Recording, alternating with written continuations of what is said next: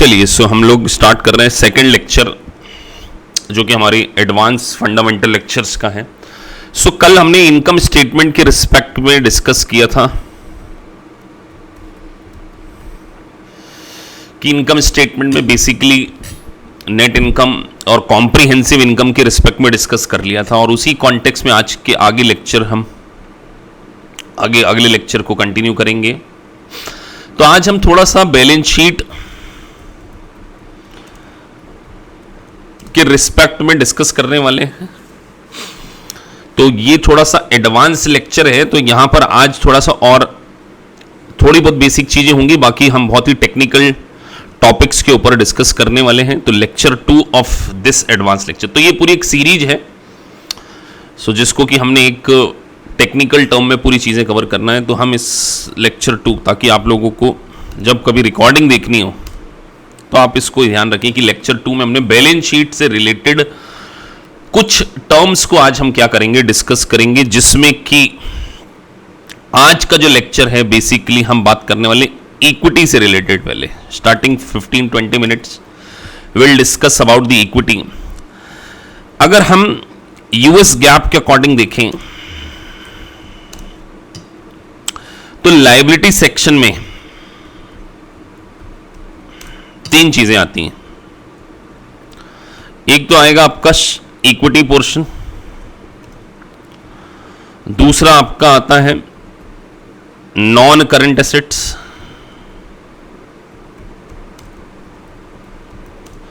और थर्ड हो गया आपका करंट एसेट्स हो गया। और हम बात कर लें तो नॉन करंट के अंदर इन्वेस्टमेंट आ गया, प्लांट प्रॉपर्टी और इक्विपमेंट आ गया।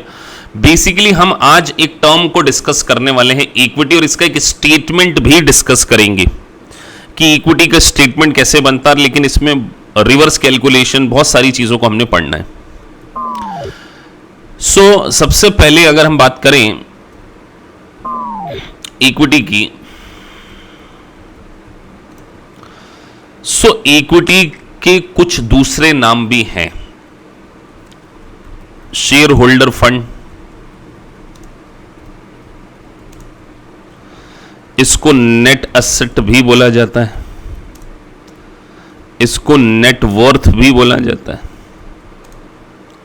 और एक और इंडियन कॉन्टेक्स्ट में नाम है प्रोप्राइटरी फंड, लेकिन वो फाइनेंशियल मैनेजमेंट में ज्यादा यूज किया जाता है, तो मैं उस वर्ड को यहां पे यूज नहीं कर रहा, फिर सिर्फ नाम के लिए मैंने कह दिया प्रोप्राइटरी फंड। इक्विटी में क्या क्या चीजें शामिल होती हैं, और इसको हम बैलेंस शीट से डिफरेंट तरीके से किस तरीके से कैलकुलेट कर सकते हैं, क्योंकि बहुत सारे टॉपिक्स जब आप पढ़ेंगे, सीपीए हो या यूएससीएमए हो, specially in the first part, equity का कॉन्सेप्ट आपके लिए बार बार वर्ड यूज होगा। और एक वर्ड चेंजेस इन इक्विटी, दोनों टर्मिनोलॉजी हमने समझना है। चेंजेस इन इक्विटी, तो पहले हम इक्विटी को समझें और चेंजेस इन इक्विटी क्या है, ये दोनों को हम समझने वाले हैं।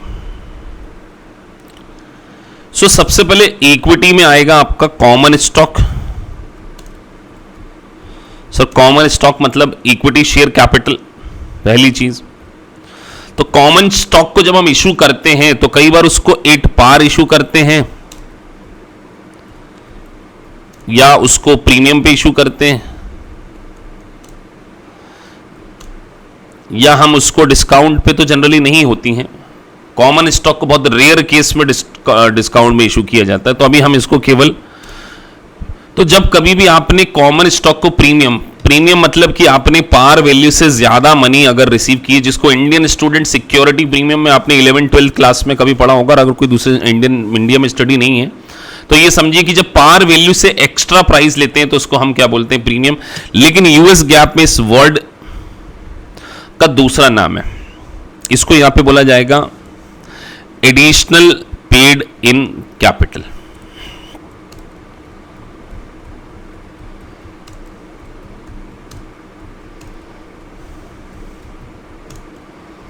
जब आपने कॉमन स्टॉक को पार वैल्यू से ज्यादा प्राइस पे इश्यू किया, this is called additional paid in capital. ठीक है सर, इसको आपने बोला कि एडिशनल पेड इन कैपिटल के नाम से हम लोग जानेंगे। अब तीसरी चीज जो आती है उसको हम कॉम्प्रिहेंसिव इनकम बोलते हैं, या एक सेकंड हम एक और ले लें, preferred stock. Preferred stock, preference share जो होते हैं वो भी आपके किस में आते हैं, इक्विटी का ही पार्ट है, शेयर होल्डर फंड। लेकिन प्रेफर्ड स्टॉक में थोड़ा सा सिर्फ नॉलेज के लिए बता रहा हूं, नॉलेज के लिए, क्योंकि आपके सिलेबस में वैसे आईएफआरएस अब नहीं है। आईएफआरएस में प्रेफर्ड स्टॉक को इक्विटी नहीं माना जाता, ये लायबिलिटी माना जाता है। क्या माना जाता है? डेट। तो इसको इक्विटी में कंसीडर नहीं किया जाता अगर ये रिडीमेबल है, मतलब इसका पेमेंट आपको वापस करना है।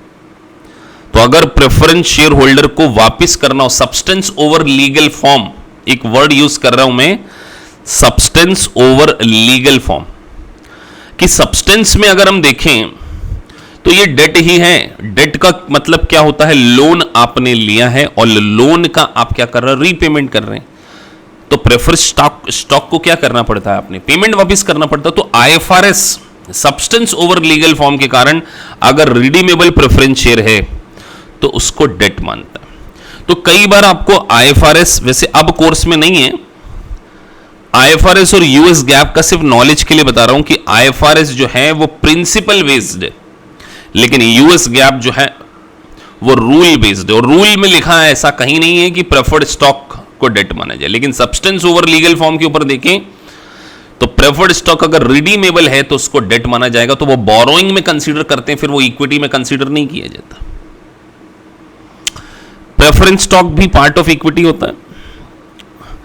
उसके बाद हम बात कर रहे हैं comprehensive income.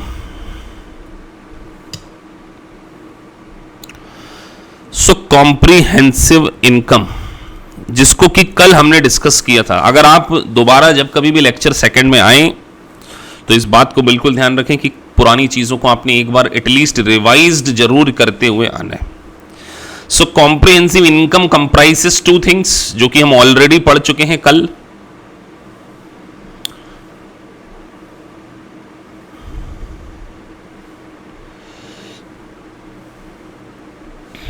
Net income plus OCI.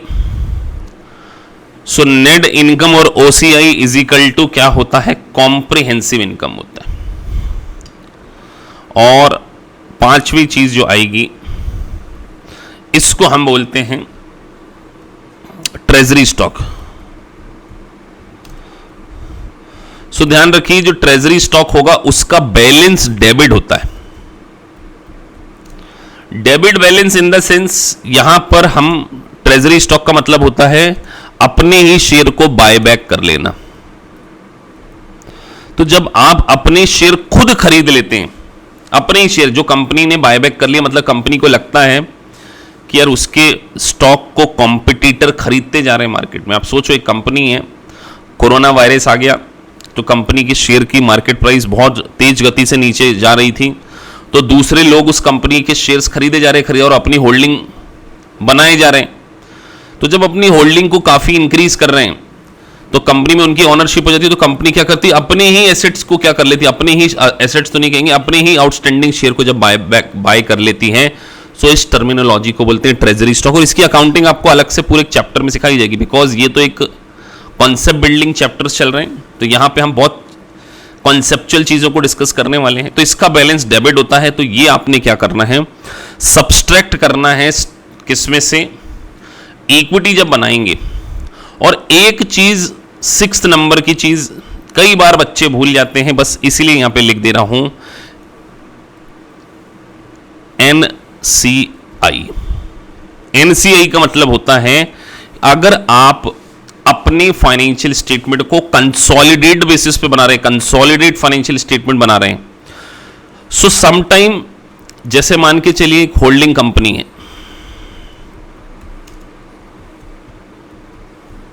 उसने किसी कंपनी के 80% शेयर होल्ड कर रखे हैं, तो 20% होल्डिंग माइनॉरिटी के पास होगी, जिसको कि हम क्या बोलते हैं? NCI, non controlling interest.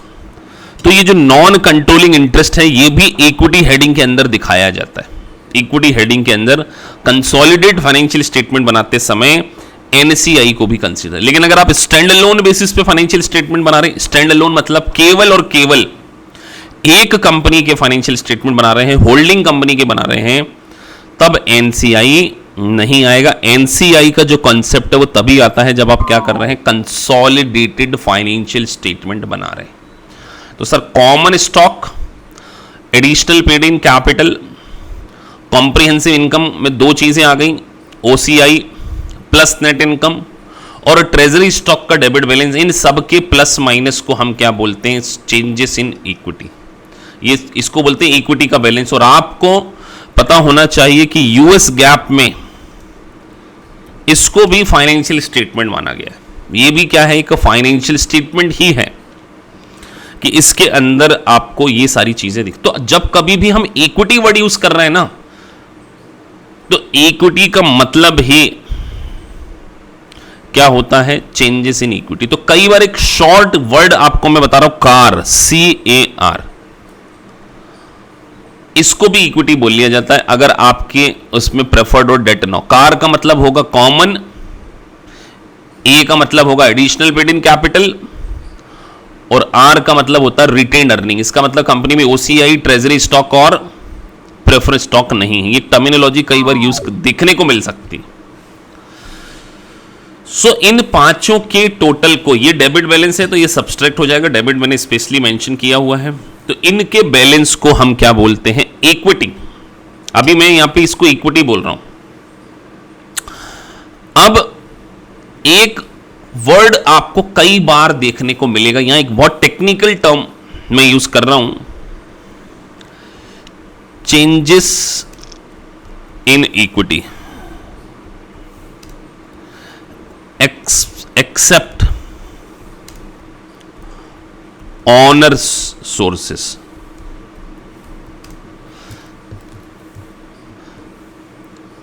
Honour के सोर्सेस के अलावा जो भी चेंजेस इन इक्विटी हुआ है, क्या कोई स्टूडेंट पुरानी बैच का यह बता सकता है कि इसको क्या बोलेंगे? मैं चेक करना चाहता हूं कि आपको इतनी क्लियरिटी है कि नहीं। चैट बॉक्स में लिख सकते हैं, changes in equity except owner sources क्या होना चाहिए। ऑनर के सोर्सेस के अलावा जो भी चेंज हुआ उसको, अगर इस वर्ड को हम बोले तो ये क्या कहलाएगा? किसी को अगर याद आता हो, ये वर्ड भी कई बार आ जाता है। बिल्कुल ठीक बोला है आपने। इसको हम बोलेंगे कॉम्प्रिहेंसिव इनकम। क्या बोलेंगे?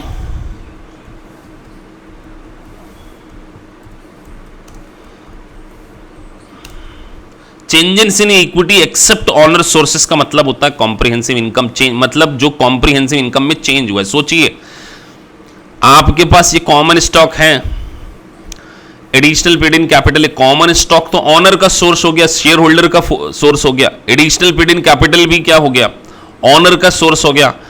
प्रेफर्ड स्टॉक भी ऑनर हो गया। ट्रेजरी स्टॉक भी तो बचा गया केवल। तो इसका मतलब अगर इक्विटी के बैलेंस में चेंज हुआ है, अगर मान के चलिए स्टार्टिंग में इक्विटी 7,50,000 थी और एंड में, ईयर एंड में 8,50,000 थी, तो ये जो 1.5 लाख से इंक्रीज हुआ है ना, सॉरी 1 लाख से जो इंक्रीज हुआ है, इसको हम क्या बोल रहे हैं, कॉम्प्रिहेंसिव इनकम। क्योंकि हमने क्या बोला, अदर देन, अगर इक्विटी के बैलेंस में अदर देन ऑनर के सोर्सेस के अलावा जो चेंजेस होता है उसी को हम बोलते हैं ड्यू टू कॉम्प्रिहेंसिव इनकम। इसका मतलब हमने ड्यूरिंग द ईयर में 1 लाख रुपीस क्या किया होगा, अर्न किया होगा। मैंने क्या बोला, ऑनर के सोर्स के अलावा। तो ऑनर के सोर्सेस जनरली क्या होते हैं, तो बेसिकली ऑनर्स को हम 2-3 चीजें पे करते हैं और रिसीव करते हैं। एक डिविडेंड और दूसरा एडिशनल कैपिटल।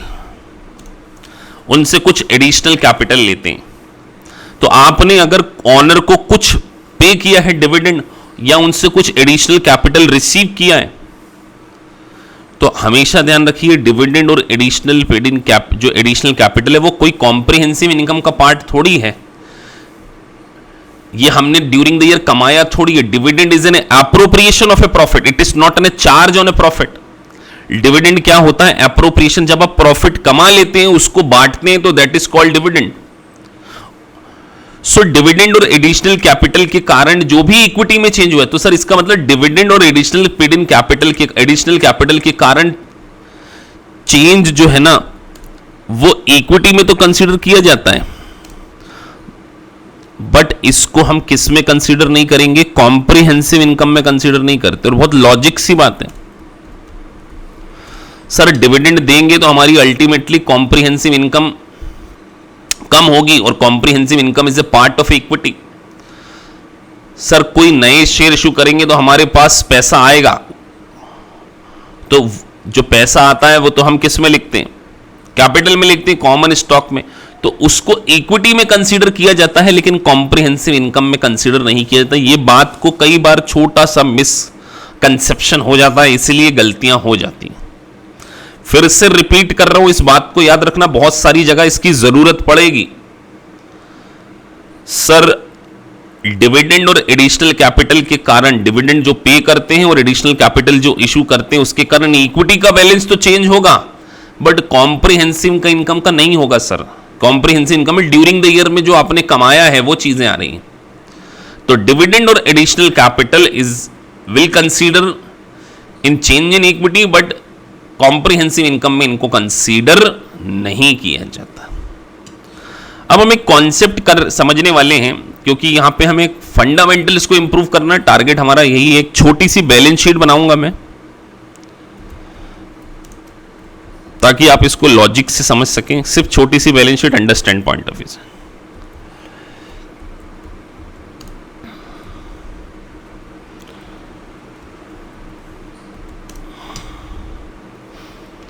यहां मैंने कॉमन स्टॉक लिख लिया,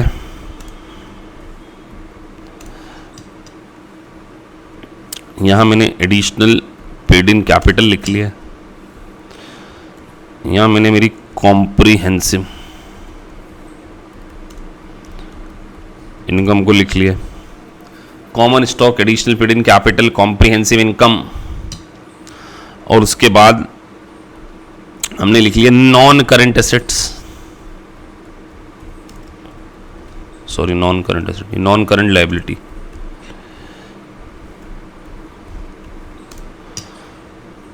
है ना, हेडिंग अभी ध्यान नहीं देना कि किसको कैसे लिख रहे हैं, सिर्फ लिख रहा हूं मैं करंट लायबिलिटी। कौन सा ऊपर आता है कौन सा नीचे आता है उसको भी हम बाद में समझेंगे।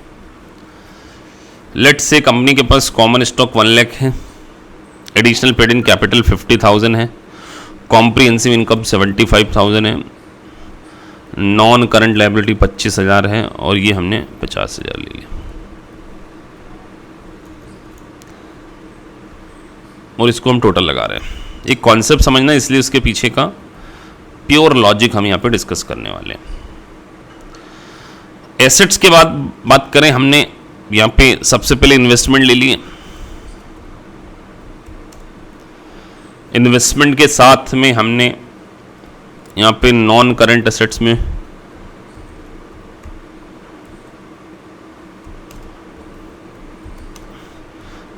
इन्वेस्टमेंट हमने 50,000 का ले लिया, नॉन करंट एसेट्स भी हम ले रहे हैं। थोड़ा सा छोटा कर लेते हैं साइज इसको।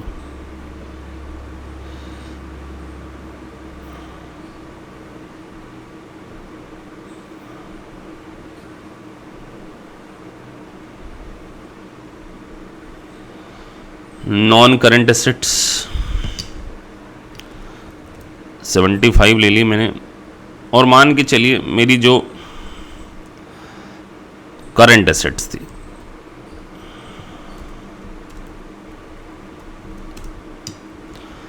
तो वो हो जाएगी आपकी आई गेस 1,75,000। तो टोटल हो गया टैली, ये टोटल है।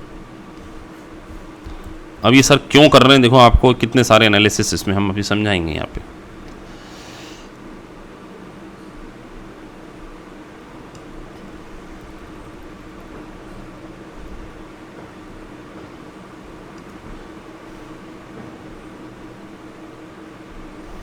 ये हमारी एक बैलेंस शीट है, ये एसेट साइड है, ये लायबिलिटी साइड है ना। तो मैंने आपको बोला इक्विटी के बैलेंस में क्या क्या आता है। इक्विटी के बैलेंस में sir 1 lakh, additional paid in capital और कॉम्प्रिहेंसिव इनकम, ये 3 चीजें बताई ना, इक्विटी बोलते हैं। तो इसको लिख लिया सर 1 लाख प्लस 50,000 प्लस 75, ये हमारा इक्विटी है 2,25,000। इसी को नेट एसेट्स के थ्रू भी कैलकुलेट कर सकते हैं सर। टोटल एसेट्स कितनी है,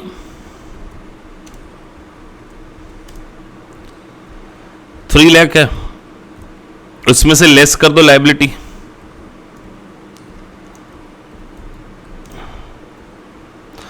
सो लायबिलिटी लेस करें तो लायबिलिटी क्या है सर 75,000 है सर। ये 25 और 50, इस बैलेंस को भी हम क्या बोलेंगे, इक्विटी बोलेंगे।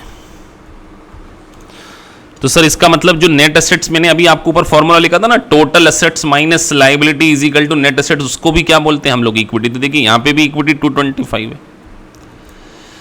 अब एक कॉन्सेप्ट और सीखें, आपको आने वाले समय में कई बार वर्किंग कैपिटल पूछा जाएगा।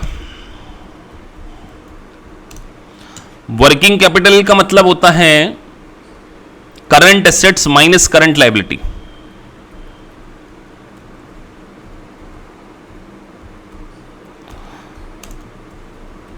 Current assets minus current liability,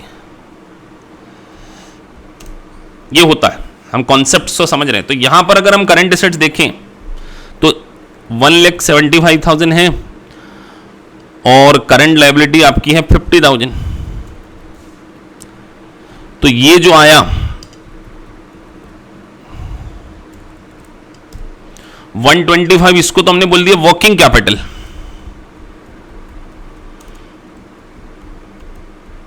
अब इस वर्किंग कैपिटल में क्या जोड़ दें जिससे ये इक्विटी बन जाए। अगर यहां बैलेंस शीट में देखो आप, क्या ऐसा जोड़ दें। तो अगर हम इस वर्किंग कैपिटल में से, ये वर्किंग कैपिटल, ये देखो ये वर्किंग कैपिटल, इसमें से हटा दें, लेस कर दें लॉन्ग टर्म डेट,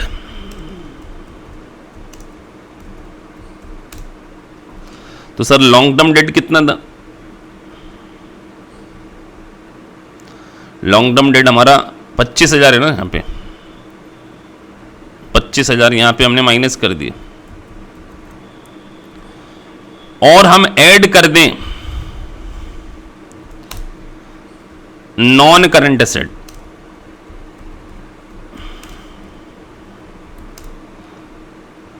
तो सर नॉन करंट एसेट कितनी है हमारी, 1,25,000।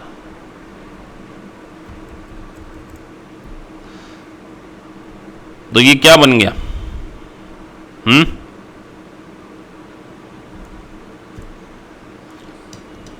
ये भी आपका क्या बन गया।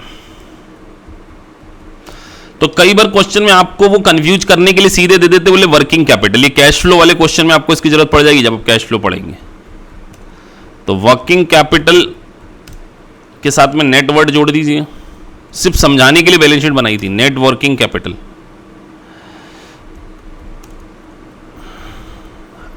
अल्टीमेटली करा उन्होंने वही है, लेकिन आपको क्वेश्चन में अगर ये बात पता ना हो तो आप ढूंढते फिरोगे कि यार यहां पे इक्विटी क्या है। So net working capital plus non current assets minus non current liability is equal to, हम क्या कह सकते हैं, यही किया है ना हमने। नेट वर्किंग कैपिटल में नॉन करंट एसेट जोड़ के नॉन करंट लायबिलिटी माइनस कर दी तो इक्विटी आ गया। तो था कुछ नहीं, लेकिन आपको बैलेंस शीट के हर आइटम के बारे में पता होना चाहिए, तभी आप इक्विटी निकाल पाओगे। तो पता चले क्वेश्चन में इक्विटी पूछ रहे और हमको तो सर बोले दिए ही नहीं वो जो आप समझा के आए थे। क्योंकि ये जो कोर्स है ना, ये यूएस के बैचलर का है। सीपीए सीएमए जो कोर्स करते हैं वहां ऐसा मान के चलते हैं कि आपने अपनी ग्रेजुएशन में ये सारी चीजें बहुत इन डेप्थ में अंडरस्टैंड करी हुई है। बट कई बार इंडियन स्टूडेंट के साथ में ये प्रॉब्लम आ जाती है कि वो इस चीज को अंडरस्टैंड नहीं कर पाते। बिकॉज ये सारी चीजें आपको ग्रेजुएशन में वैसे पढ़ाई जाती हैं। तो यहां हमने क्या किया, इक्विटी को 3 तरीके से निकाला।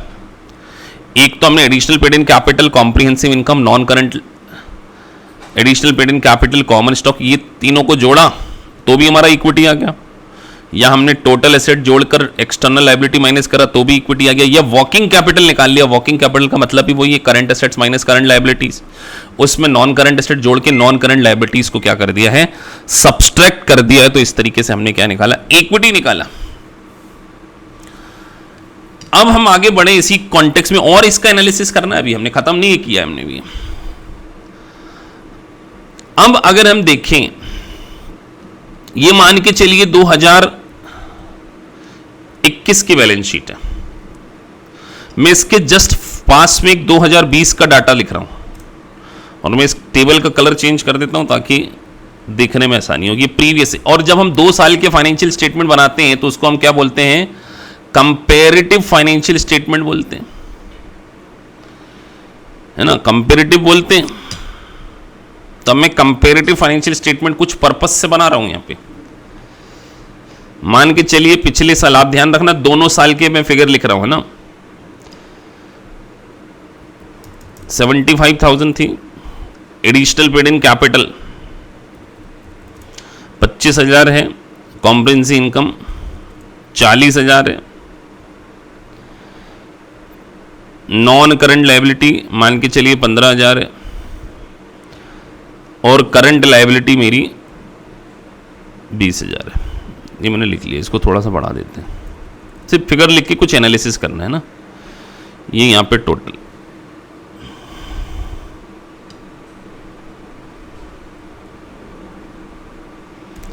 ये 190 का इधर टोटल लगा लिया, इधर हम 90,000 की इन्वेस्टमेंट डाल देते हैं, 50,000, तो ये टोटल हो गया, हो जाएगा ना 190।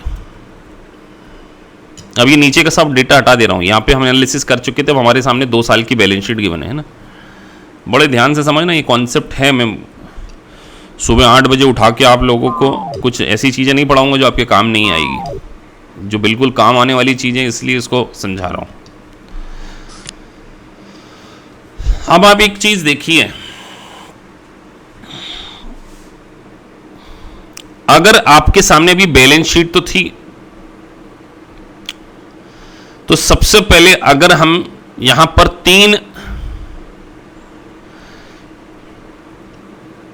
बातों को बहुत सारा एनालिसिस करने वाले हम लोग। सबसे पहले मैं यहां पर मेरी टोटल लायबिलिटी जो है, टोटल लायबिलिटी कितने से इंक्रीज या डिक्रीज हो रही है उसको देखना चाह रहा हूं। टोटल लायबिलिटी कितने से इंक्रीज हो रही है या डिक्रीज हो रही है देखना चाह रहा हूं। सर ये 30,000 थी पिछले साल, और ये जब हम पिछले नेट इंक्रीज और डिक्रीज कर रहे हैं तो हम प्रायर पीरियड से कंपेयर करेंगे ना। ये 2020 से 2021 का डेटा है, हम यहां पे सिर्फ एक एनालिसिस कर रहे हैं, ये काम आएगा आपके। इसीलिए सर अगर मैं टोटल लायबिलिटी देखूं यहां पर, तो ये 30,000 थी प्लस ये 20 थी, इसका मतलब ये 50,000 थी पहले। कहां पे थी सर? ये 2020 में। ये 2020 का डेटा लिख लिया है, और ये 2021 का लिखा है ना। तो सर 2021 में कितना हो गया? ये 75,000 हो गया। तो इसका मतलब हमारी इंक्रीज इन लायबिलिटी 25,000 है, ठीक है। और इंक्रीज इन एसेट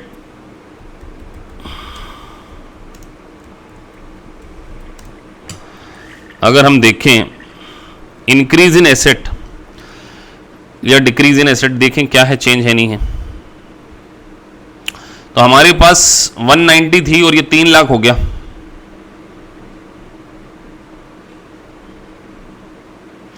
ये था 190 और ये कितना हो गया?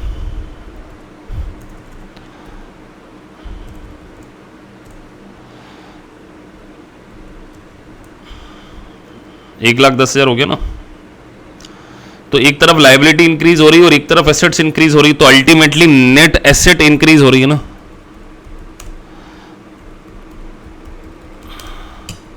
सर कितने से नेट एसेट इंक्रीज हो रही है? अगर दोनों का डिफरेंस निकाल लिया जाए, 1,10,000 माइनस 25,000, इस नेट एसेट इंक्रीज को क्या बोला जाता है? इसको आपने इस कॉन्टेक्स्ट में देखना है।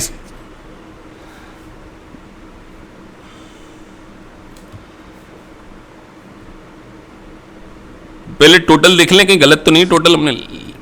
टोटल लायबिलिटी हमारी 30 और 20 50 थी, है ना। और यहां पर हम 25 और 75 75 थे, 25,000 ये आगे। और अगर पुराना देखें हम 90 190 और 3 लाख, ठीक है। अब अगर आपसे पूछा जाए इसमें कि चेंज इन कॉम्प्रिहेंसिव इनकम कितनी, अगर केवल ये दे दिया जाता आपको, देखिए ये अल्टीमेटली क्या हो रहा है, नेट एसेट्स यहां पे हमारी इंक्रीज हो रही है डिक्रीज हो रही है। अगर हम यहां पर नोटिस करें तो देखिए पिछले साल से 75,000 हुई, मतलब इंक्रीज इन लायबिलिटी, तो लायबिलिटी से हमारी नेट एसेट्स क्या होती है, कम होती है। और ये एसेट हमारी बढ़ रही है, यहां पे 190 से 3 लाख हो रही है। तो अल्टीमेटली 110 माइनस 25 85 से हमारी क्या हो रही है, नेट एसेट्स को इंक्रीज किया जा रहा है। सो अगर अब हम इस नेट एसेट्स के इंक्रीज का रीजन देखें,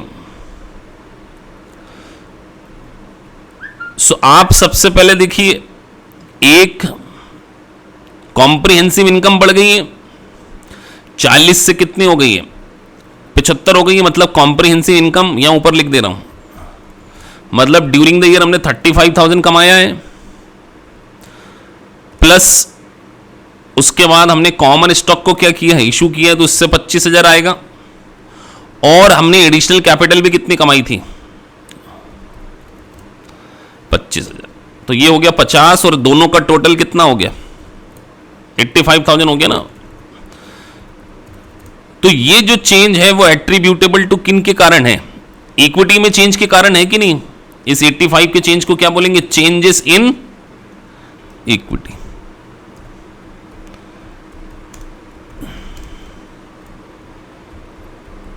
बड़े ध्यान से देखो, हमने क्या करा, चेंजेस इन इक्विटी निकाल लिया यहां पे, मतलब टोटल। तो कई बार आपको क्वेश्चन करते समय वो बोल देंगे कि लायबिलिटी इंक्रीज हो रही है इतने से, एसेट्स इंक्रीज हो रही है कितने से, और उसमें ऑनर का जो सोर्स है, यहां पर ऑनर का सोर्स कितना है सर। ऑनर का अगर सोर्स देखा जाए तो हमारा ऑनर के सोर्स के कारण ही 75 और 25 1 लाख, 1 लाख और 1.5 लाख माइनस 50,000 ऑनर सोर्स है। तो बाकी क्या है, ड्यूरिंग द ईयर हमने क्या कमाया है, प्रॉफिट कमाया। अल्टीमेटली हमारा टोटल प्रॉफिट कितना है। तो मैंने तो आपको ये पूरा बैलेंस शीट में ये फिगर रख के समझा दिया, लेकिन वो क्या ये आपको ऐसी बैलेंस शीट देने वाले नहीं, वो तो आपसे एनालिसिस करने वाले, मल्टीपल चॉइस क्वेश्चन में आपसे पूछने वाले कि अगर एसेट लायबिलिटीज में चेंज आ रहा है, लायबिलिटीज में चेंज आ रहा है, एसेट्स में चेंज आ रहा है, तो वो किसके कारण आ रहा है। तो सर एसेट्स और लायबिलिटी में जो नेट एसेट्स में चेंज आता है ना, नेट एसेट में जो चेंज आता है उसी को हम क्या बोलते हैं, चेंजेस इन इक्विटी। और इस चेंजेस इन इक्विटी में से अगर हमने ऑनर के सोर्सेस को बाहर कर दिया तो क्या आ जाता है हमारा, ड्यूरिंग द ईयर का हमने क्या कमाया है, जो करंट ईयर का प्रॉफिट कह लीजिए, या चेंजेस इन कॉम्प्रिहेंसिव इनकम। तो हमने यहां पर बैलेंस शीट के अंदर इक्विटी सेगमेंट में बहुत सारे एनालिसिस कर लिए कि sir total assets minus total liability में जो चेंज आने के कारण जो चेंज होता है उसी को हम क्या बोलते हैं, चेंजेस इन इक्विटी बोलते हैं। और इसके ऊपर आपको क्वेश्चन देखने को मिलेंगे बहुत सारे जब आप इनकम स्टेटमेंट पढ़ेंगे। यहां पर किसी को कोई दिक्कत हो तो दे कैन राइट डाउन। चलिए, तो ये हमारा एक सेगमेंट था जिसमें हमने इक्विटी पोर्शन के लिए बैलेंस शीट से अंडरस्टैंड किया कि सर बैलेंस शीट में total assets minus external liabilities को भी हम क्या बोलते हैं, इक्विटी बोलते हैं। और हमने बात करी कि sir common stock plus additional paid in capital plus comprehensive income, तीनों के टोटल को भी हम इक्विटी बोलते हैं। उसके बाद हमने बोला sir net working capital plus non current assets minus non current liability को भी हम क्या बोलते हैं, इक्विटी बोलते हैं। और अगर मान के चलिए नेट असेट्स में जो चेंज होता है उसको भी हम क्या बोलते हैं, चेंजेस इन इक्विटी बोलते हैं। और इस चेंजेस इन इक्विटी में से अगर ऑनर के सोर्सेस को बाहर कर दिया जाए तो जो निकल के आता है उसको हम क्या बोलते हैं, कॉम्प्रिहेंसिव इनकम में चेंज हुआ। और कॉम्प्रिहेंसिव इनकम में जो चेंज हुआ है वो अल्टीमेटली क्यों हुआ होगा, क्योंकि ड्यूरिंग द ईयर हमने क्या किया है, हमारी कॉम्प्रिहेंसिव इनकम 40 से कितनी हो गई, यहाँ पे 75 हो गई। तो 35,000 का कहीं ना कहीं हमने ड्यूरिंग द ईयर क्या कमाया होगा, प्रॉफिट कमाया होगा। तो आपको ये बैलेंस शीट नहीं दी जाती ऐसे फिगर रख के, आपको सीधे नीचे के ये फिगर दिए जाते हैं, ये फिगर। और ये तो मैंने आपको लिख के दे दिया कि टोटल एसेट्स लायबिलिटी इतनी थी, तो इनके वो तो आपको कल कई बार यही दे देंगे, ये भी हटा देंगे वर्ड, बोले increase in liability, increase in assets, और उसमें ऑनर का चेंजेस 50,000 है, बताइए कॉम्प्रिहेंसिव इनकम कितनी होगी।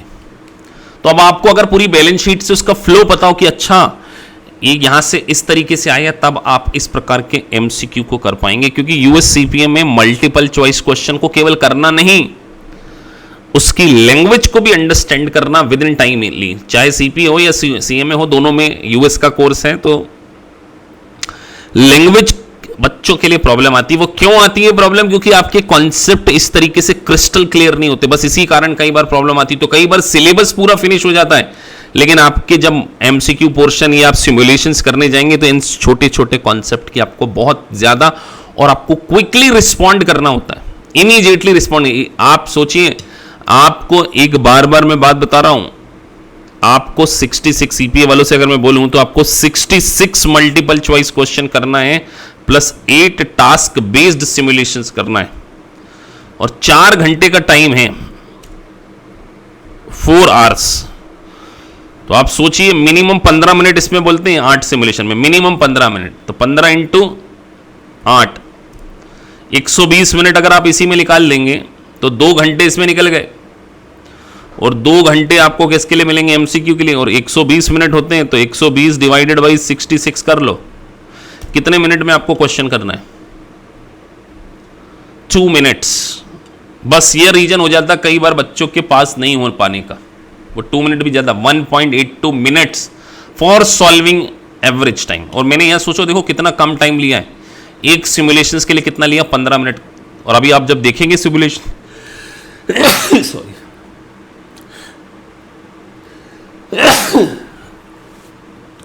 तो काफी लॉन्ग होती है। तो आपको इस पर्टिकुलर क्लास में यह भी ध्यान रखना है कि आपको, अभी से मैं हैबिट डालने की कोशिश कर रहा हूं कि आपका रिस्पॉन्ड बहुत तेज होना चाहिए, मतलब आपका माइंड इतनी तेज गति से वर्क करना चाहिए, क्योंकि 4 घंटे और 4 घंटे कंसिस्टेंटली स्क्रीन के साथ में बैठकर एनालिटिकल क्वेश्चन करना, कोई स्ट्रेट फॉरवर्ड क्वेश्चन तो होते नहीं है।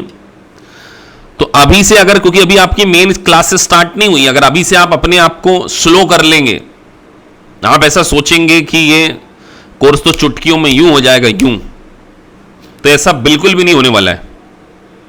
इसका यह मतलब भी नहीं है कि बहुत डिफिकल्ट है, लेकिन इसका यह मतलब भी नहीं है कि बहुत आसान है। आपको डिफिकल्ट उसी दिन लगने लगेगा जिस दिन आप यहां पर चीजों को मगअप करने लगोगे रेदर देन एनालिसिस। देखिए हमने एक इक्विटी में यहां पर कितना सारा एनालिसिस किया, तो अब वो कुछ भी हमसे घुमा के पूछे, हमारा दिमाग कितने अच्छे तरीके से रिस्पॉन्ड करेगा अगर हमने इन चीजों को पढ़ा है। तो जब कभी भी आपको मेन सिलेबस भी पढ़ाया जाएगा तो आपने साथ मल्टीपल चॉइस क्वेश्चन करना, और अपना टाइम पीरियड ध्यान रखना है कि कई बच्चे 8-8 मिनट 10-10 मिनट एक एमसीक्यू को सॉल्व करने में लेते हैं। मैं अपनी पुरानी क्लासेस के एक्सपीरियंस से, पिछले 4-5 साल के एक्सपीरियंस से बता रहा हूं, तो ऐसे में कुछ भी नहीं होने वाला है। फिर ये डरा नहीं रहा हूं, लेकिन एक सामने चीजें आपको पता होनी चाहिए कि 2 मिनट में आपको एक मल्टीपल चॉइस क्वेश्चन और 15 मिनट में एक सिमुलेशंस करना होगा बड़े बड़े।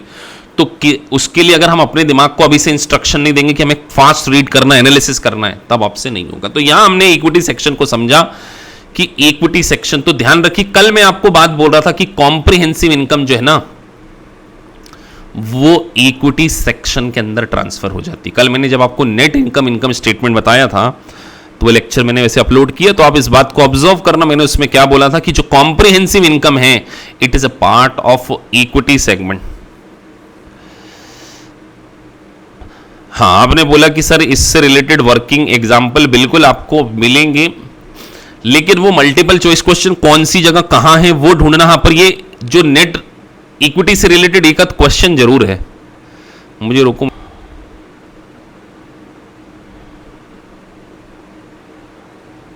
क्वेश्चन नहीं दिख रहा आप लोगों को?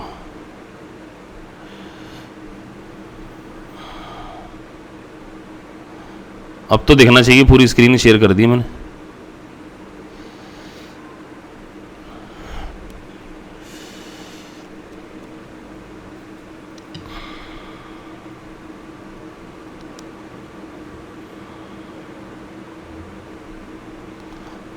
बहुत ज़्यादा चैट में ना लिखिए, क्वेश्चन पे फोकस कीजिए, क्योंकि मैं इतनी चैट नहीं पढ़ पाऊंगा।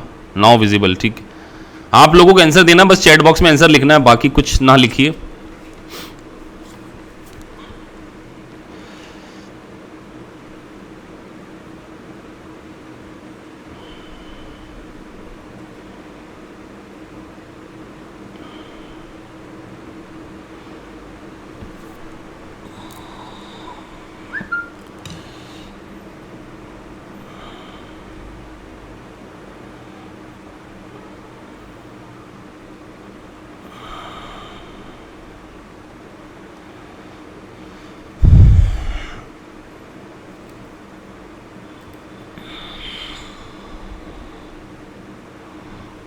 अब देखिए, क्लास में 29 पार्टिसिपेंट हैं आप लोग, और उनमें से 2 बच्चों ने आंसर दिया है अभी।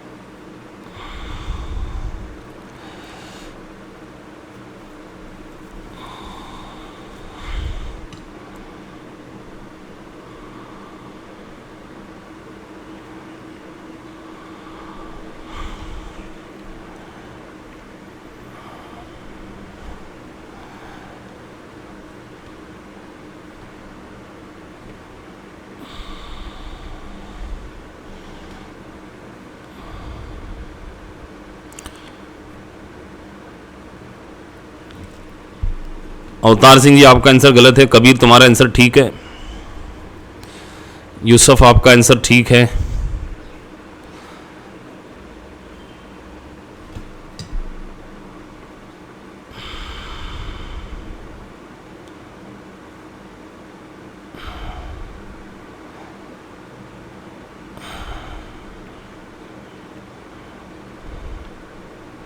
मैं तो बस ये देखो, जिन बच्चे जो सोच रहे हैं उनको बस ये रियलाइज करा रहा हूं कि देखिए अभी हमने कॉन्सेप्ट पढ़ा है, और कई बच्चे ए लिख रहे हैं इसका आंसर। तो मतलब आप देखिए कि अभी सामने क्वेश्चन कराया है, अब हम इस क्वेश्चन को कर लेते हैं, क्योंकि हमें ज़्यादा टाइम पास नहीं करना है इस क्लास में।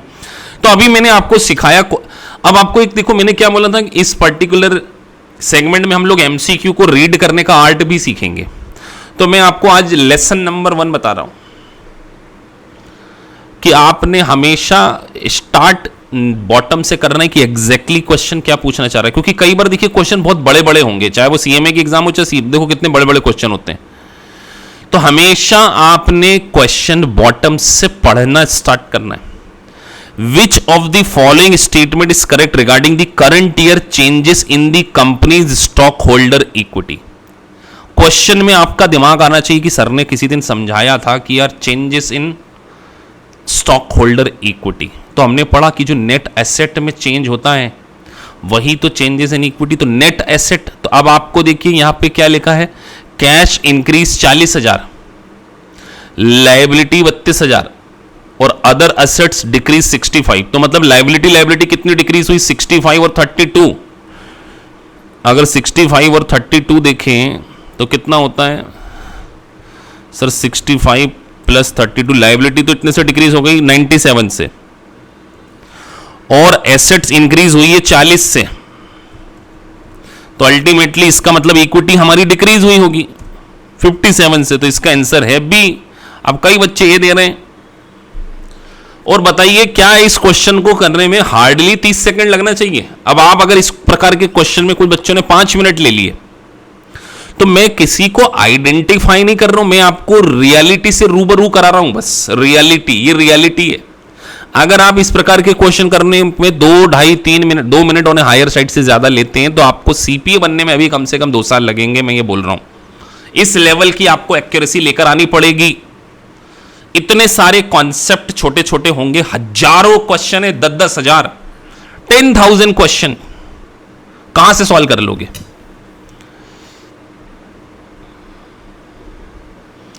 तो हमने देखो, अब मैंने तो आपको पूरा बैलेंस शीट से कॉन्सेप्ट बताया कि बैलेंस शीट से, और उसके बाद भी कई बच्चे गलत कर रहे हैं, ये लिख रहे हैं, कुछ दे ही नहीं रहे आंसर। तो आपको पार्टिसिपेंट करना पड़ेगा, एनालिसिस करना पड़ेगा if you really want to get success in the exam. ये एग्जाम कोई रेवड़ियां नहीं बट रही है, कोई बहुत आसान सी एग्जाम नहीं है, मैं पहले बोल रहा हूं। आपको बहुत ज्यादा एनालिसिस करना पड़ेगा। यूएससीएमए वाले कुछ बच्चों ने भी आंसर ठीक दिया है, तो अच्छी बात है, आप कोई बच्चों का कॉन्सेप्ट अच्छे हैं। जोनी आपने बिल्कुल आंसर ठीक दिया था। तो कई बच्चे बहुत जल्दी सोच पाते हैं। तो अब देखो, टीचर ने तो वही पढ़ाया, वही लॉजिक पढ़ाया, अब आपका माइंड कितना अच्छे से, तो सर हमारा माइंड कैसे इंप्रूव करेगा, ये बात भी इंपॉर्टेंट है। सर आपने तो प्रॉब्लम तो सब बताते हैं। Practice max man perfect. Practice practice practice practice practice practice, the day will definitely come in your life कि आपका भी माइंड उस तेज गति से वर्क कर सकता है। क्योंकि अगर एक बायोलॉजी स्टूडेंट सीपीए सब्जेक्ट को पढ़ा सकता है, मैं एक चार्टर्ड अकाउंटेंट हूं, पहले मेरे बायोलॉजी था, 12th तक मेरी कोई कॉमर्स नहीं है, और ना ही मैंने बीएससी कर रखा है। बीएससी करने के बाद मैंने चार्टर्ड अकाउंटेंसी कोर्स में एडमिशन लिया था। तो अगर मैं सीए कर सकता हूं, इंडिया का नहीं वर्ल्ड का टफेस्ट कोर्स है ये, तो प्रैक्टिस कितनी करी होगी तो आप भी कर सकते हैं, ऐसी कोई बहुत बड़ी बात नहीं है। लेकिन अगर आप अपने कंफर्ट जोन से बाहर नहीं आएंगे, तो मैं आपको अभी ये शुरुआती दौर है, जो नए बच्चे जो इस क्लास में अभी आने वाले समय में मुझसे क्लासेस पढ़ेंगे 15 जून से, तो आपको स्टार्टिंग में ही बता देना चाह रहा हूं कि आपको बहुत सारी मेहनत करना है। एटलीस्ट 3 आवर्स डेली का हार्डवर्क आप बना लीजिए। अपना टाइम टेबल डे 1 से प्रिपेयर हो जाना। 3, जिस दिन से हमारी क्लास मेन स्टार्ट, 3 घंटे की स्टडी, और एटलीस्ट संडे सैटरडे जिस दिन हमारी छुट्टी होगी, चाहे वो यूएससीएमए वाले हों या सीपीए वाले स्टूडेंट हो, संडे सैटरडे 6 आवर। अगले 6 महीने का टारगेट बना लो अपना, 6 मंथ, तब जाके आप सीपीए के फार सब्जेक्ट के बारे में बात कर रहा हूं, केवल फार सब्जेक्ट के बारे में, को ढंग से पास करने के काबिल बनोगे। ये आप एनालिसिस कर जाओगे फ्यूचर में, ऐसी बात नहीं है। लेकिन ये भी आपको पता होना चाहिए, हाँ 3 घंटे पर सब्जेक्ट, मतलब क्योंकि हमारी 3 आवर डेली, इसलिए क्योंकि जिस दिन ऑडिट होगा ऑडिट को ही पढ़ोगे, क्योंकि हम लोग रोज तो ऑडिट्स नहीं पढ़ेंगे, ना रोज फार पढ़ेंगे। कुछ आपको वीडियोस मिलेंगे वीकेंड में, जो सिंपल टॉपिक्स हैं उसको पढ़ के क्लास में हम डिस्कस करा करेंगे।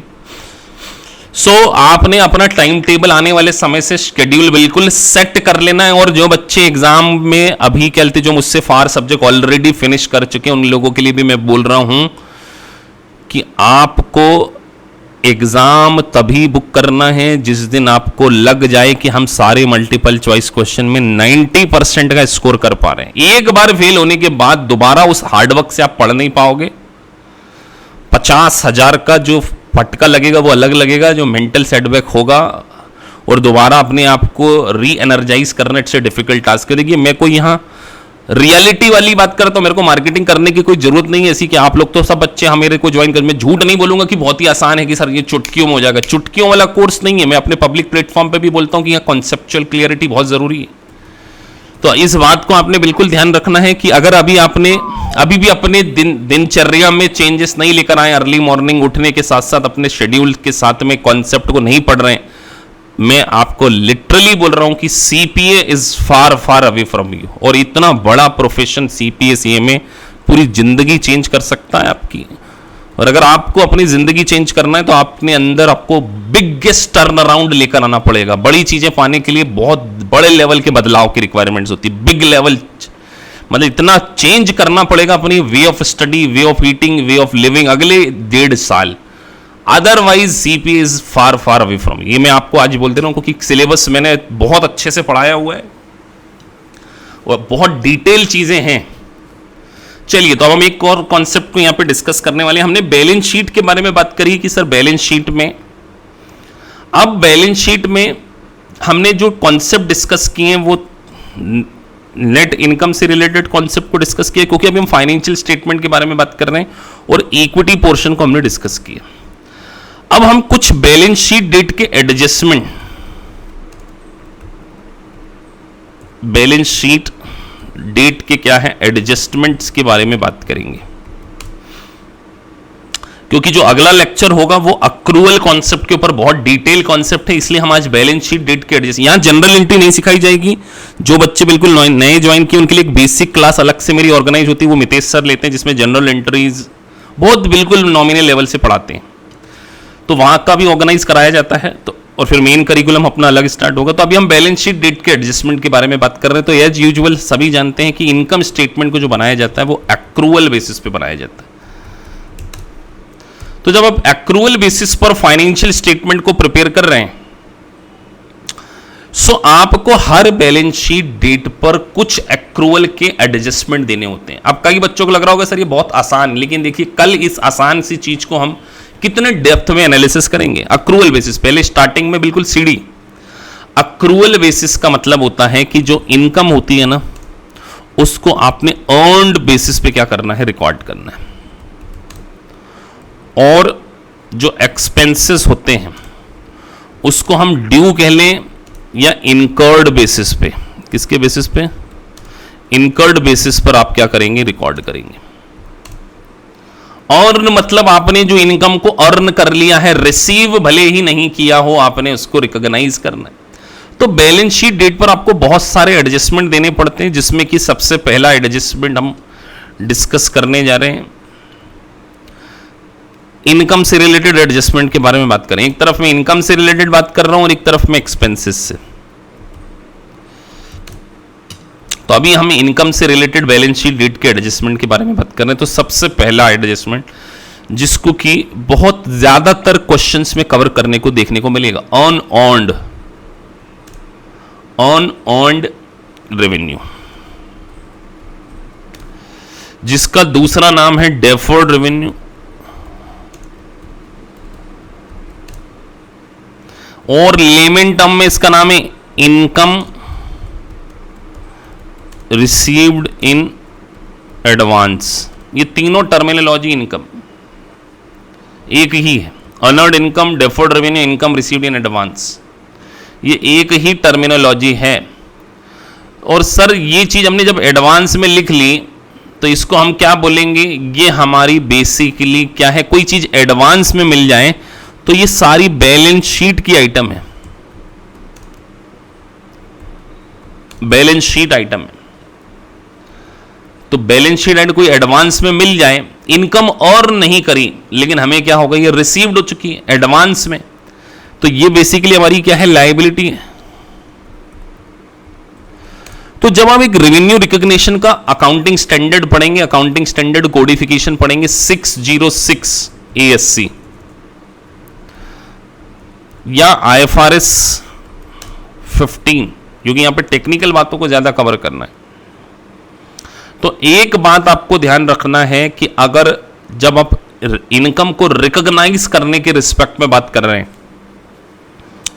तो इनकम को हम तब तक रिकॉग्नाइज नहीं करते जब तक हमने उसको अर्न नहीं कर लिया। और अर्न का मतलब जब तक हमने परफॉर्मेंस नहीं दे दी, परफॉर्मेंस ऑब्लिगेशन। ये गोल्डन रूल है कि आप जब तक परफॉर्मेंस नहीं दे दो तब तक रेवेन्यू को रिकॉग्नाइज नहीं कर सकते। अगर आपने किसी से रेंट एडवांस ले लिया और उसने अभी उस मकान में रहना अगले महीने से स्टार्ट करना है, जैसे जून चल रहा है, आपने किसी से जुलाई महीने का एडवांस रेंट पहले से ही ले लिया, तो ये आपकी अनअर्न्ड इनकम है। तो अनअर्न्ड इनकम में दो चीजें हम बात करने वाले हैं, एक तो रिसिप्ट के टाइम और एक एडजस्टमेंट के टाइम। रिसिप्ट के टाइम की जनरल एंट्री और एक एडजस्टमेंट एंट्री। जिन बच्चों को अभी ये लग रहा होगा कि सर ये तो हमको बहुत अच्छे से आता है, आप कल का लेक्चर देखना, आपको जो आता है ना, अगर वो सही में आता है तो कल के क्वेश्चन आप आंसर देंगे। तो हमने बात करी रिसिप्ट के टाइम, जनरल एंट्री के बारे में बात कर रहे हैं कि रिसिप्ट के टाइम मान के चलिए हमने किसी प्रॉपर्टी को रेंट पे दिया है। बहुत सिंपल एग्जांपल ले रहा हूं पहले, फिर इसको कल कॉम्प्लिकेटेड करेंगे हम बहुत ज्यादा एनालिसिस करते हुए।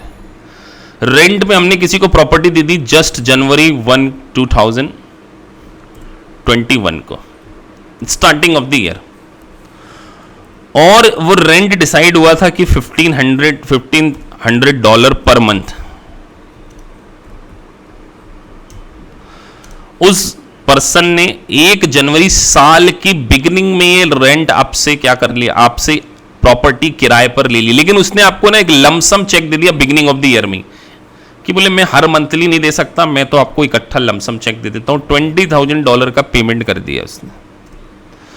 तो अब इसमें कुछ अनअर्न्ड रेवेन्यू है और कुछ अर्न्ड रेवेन्यू है, तो हमें सबसे पहले अनअर्न्ड और अनअर्न्ड को ढूंढना पड़ेगा। तो हमने रिसिप्ट कितना किया, ये इतना सब ये डायरेक्ट भी बताया जा सकता था, लेकिन इसके पीछे एक बैकग्राउंड क्लियर करना है मैंने आपको। रिसिप्ट कितना हुआ है सर, 20,000, और अगर अर्न्ड देखें तो हमने प्रॉपर्टी को किराए पे दिया साल में, शुरू में तो सर 12 महीने के हिसाब से 1500, 18,000 होता है। तो ये जो बैलेंस है ये क्या है, ये अनअर्न्ड। तो अब आपके सामने 3 फिगर आ गए, देखो एक आ गया रिसिप्ट, रिसिप्ट हो गया 20, अर्न हो गया कितना 18, रिसिप्ट हो गया, और अनअर्न्ड। अब कई बार आपसे स्पेशल पर्पस फाइनेंशियल स्टेटमेंट आपको समझाया जाएगा। स्पेशल पर्पस फाइनेंशियल स्टेटमेंट मतलब cash basis of the financial statement, cash basis financial statement. तो आप सोचिए अगर यहां पर कैश बेसिस पर मेरी इनकम कितनी मानी जाएगी, जरा चैट बॉक्स में लिखो, कैश बेसिस पे मेरी इनकम कितनी मानी जाएगी।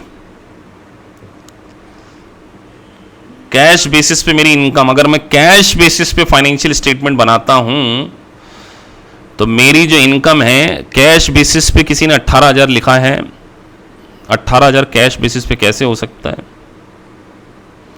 देखो सब बच्चे 18, कई 18 ही लिख रहे हैं, मतलब कि बिल्कुल कॉन्सेप्ट हिले हुए, नाम नहीं लूंगा। 18,000 कैश बेसिस पे इनकम, 20,000 बेटा रिसिप्ट रिसिप्ट रिसिप्ट। तो इनकम स्टेटमेंट में तो 20,000 मैंने इनकम, ये इनकम स्टेटमेंट जब बनाएंगे, इनकम स्टेटमेंट में हमने हमारी इनकम दिखा रखी होगी 20,000, ये हमारा कैश बेसिस है। लेकिन अक्रूवल बेसिस पर अगर हम देखें तो,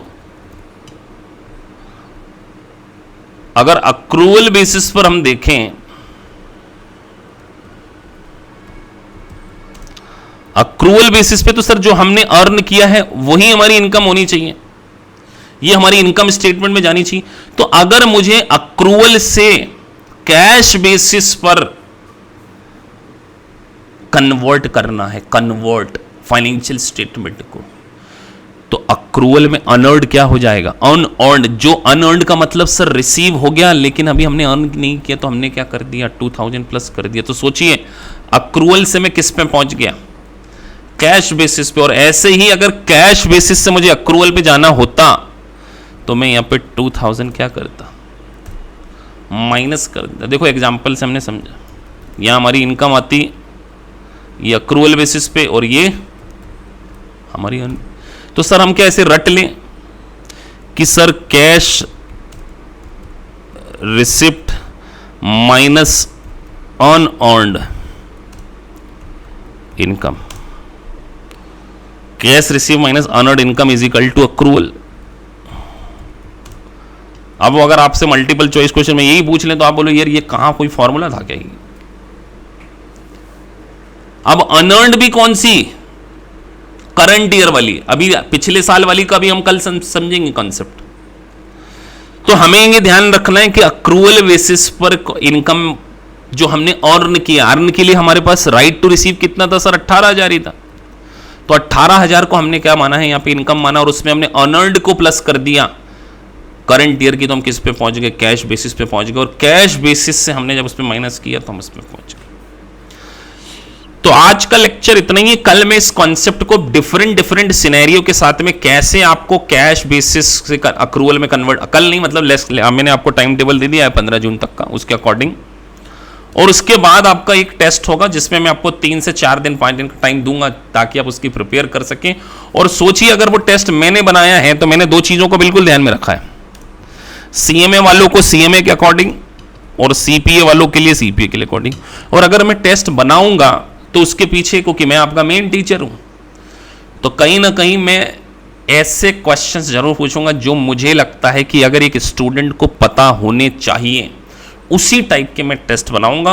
और मैंने बोला था कि मैं, कई बच्चों ने राहुल जी को फ़ोन करके पूछा, इसलिए इस बात का क्लेरिफिकेशन दे रहा हूं कि 20 to 30 मार्क्स का एमसीक्यू का। मैंने ये नहीं बोला कि हम आपको क्लास में बेसिक एडवांस पढ़ाएंगे नहीं, मैंने ये बताया कि अगर आप टेस्ट नहीं देंगे, एक्सक्यूज देकर कि हम अवेलेबल नहीं थे, ये नहीं था, वो नहीं था, तो आपको सेकंड मॉड्यूल में एडमिशन नहीं दिया जाएगा। ये मेरी क्लास की पॉलिसी है, specially in the advance lecture. बाकी आपने मेन करिकुलम के लिए एडमिशन किया, उसकी आपने फीस पे की, तो वो तो मैं आपको पढ़ाऊंगा ही पढ़ाऊंगा। लेकिन अगर आपने मॉडल टेस्ट देने में जरा भी लीनियंसी शो करी कि हमने इसका टेस्ट नहीं देना, हम इधर थे, बिजी थे, ऐसा लगता होगा सब मैच्योर्ड पर्सन है कि हम तो सर कंपनी में काम करते हैं फिर भी हमसे टेस्ट लिया जा रहा है। लेकिन वो ज़रूरी है क्योंकि क्लास में सिंसियरिटी डेवलप नहीं हो पाएगी अगर भाई। तो टेस्ट का टाइम भी बताया जाएगा, फॉर्मेट भी आपको बताया जाएगा, multiple choice question based test होगा, और वो कब होगा उसको भी बताया जाएगा, और उसके पूरे डिजाइन है। जब वो पहला मॉड्यूल फिनिश हो जाएगा तब आपसे टेस्ट लिया जाएगा, और उस टेस्ट में अगर आपने 85-90 स्कोर कर रहे हैं तो आप सही पढ़ रहे हैं। आप उस हिसाब से आपको इसकी प्लानिंग करना, और वो टेस्ट आपके लिए वाकई बहुत काम का होगा।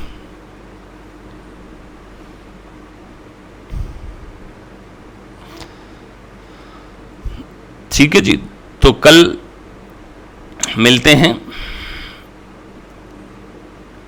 नहीं, इसके कोई प्रैक्टिकल क्वेश्चन नहीं मिलते कि इसके कोई अलग से कोई क्वेश्चन डिजाइन किए जा सके। ये तो कॉन्सेप्ट इतने सारे हैं कि आपने अगर कॉन्सेप्ट समझ लिया, अब जैसे हमने ये समझ लिया कॉन्सेप्ट, तो अब आप बोलो कि सर हम इसकी प्रैक्टिस करके क्वेश्चन देंगे, तो फिर आपने कॉन्सेप्ट नहीं समझा। आपको कॉन्सेप्ट समझा हुआ है ना, तो एमसीक्यू कुछ भी आ जाए आपसे बनेगा। आपका यही तो मुझे चेक करना है कि ये बेसिक चीज़ों में आप कितने स्ट्रांग हैं। तो इसका कोई मल्टीपल चॉइस क्वेश्चन का वो नहीं है, लेकिन फिर भी कल मैं आपको गाइड कर दूंगा कि इससे रिलेटेड चीज़ें आप कहाँ पढ़ सकते हैं, तो थोड़ा सा नॉलेज आपको मिल जाएगा। कल गाइड करूंगा मैं सीएमए वालों को और सीपीए वालों दोनों को। कल नहीं, नेक्स्ट लेक्चर में हम लोग इसको गाइड करेंगे आपको।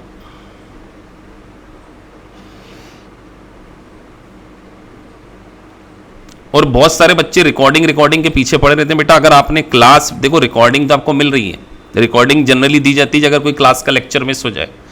लेकिन सिर्फ एक बार अगर आपने अपने अंदर ये कॉन्फिडेंस बिल्ड करना है कि सर हमने एक बार जो चीज़ समझ ली वो समझ ली, अब हम उसको 4 बार रिकॉर्डिंग देखेंगे तो कितनी रिकॉर्डिंग देखोगे 4 सब्जेक्ट में? सीपीए वाले अगर कोई बच्चे हैं कितनी बार देखोगे 4 सब्जेक्ट की रिकॉर्डिंग? तो ऐसे तो 2-3 साल आपका सीपीए करने का प्लान है। एक बार कौन सा, हाँ कोई बहुत टेक्निकल पार्ट है जैसे जिसमें लीज वाला आएगा, इनकम टैक्स की अकाउंटिंग आएगी। अब ये बेसिक जो हमने पढ़ा है इसकी रिकॉर्डिंग देख के मैं तो दूंगा ही, मैं मना नहीं कर रहा हूँ, लेकिन आपको ये अपने अंदर कॉन्फिडेंस, ये एग्जाम कॉन्फिडेंस की है, ये बिल्ड करना पड़ेगी। मेरे को देने में कोई दिक्कत थोड़ी, मैं तो रिकॉर्डिंग दूंगा, मेरे वॉच आवर बढ़ते हैं, मेरा चैनल मोनेटाइज है, मेरे को डॉलर में इनकम होती है, आप लोग चैनल देखते हैं, मेरे को थोड़ी दिक्कत है। लेकिन मैं आप लोगों के लिए बोल रहा हूँ कि हमें क्लास में इतने अटेंटिव बैठना है फ्रेश माइंड से। और सोचिए आप तो फॉर्चुनेट है कि सुबह 8 बजे का क्लास का टाइमिंग आपको मिल रहा है फ्रेश माइंड से, तो कई लोगों को तो रात के 9 बजे का टाइम मिलता है।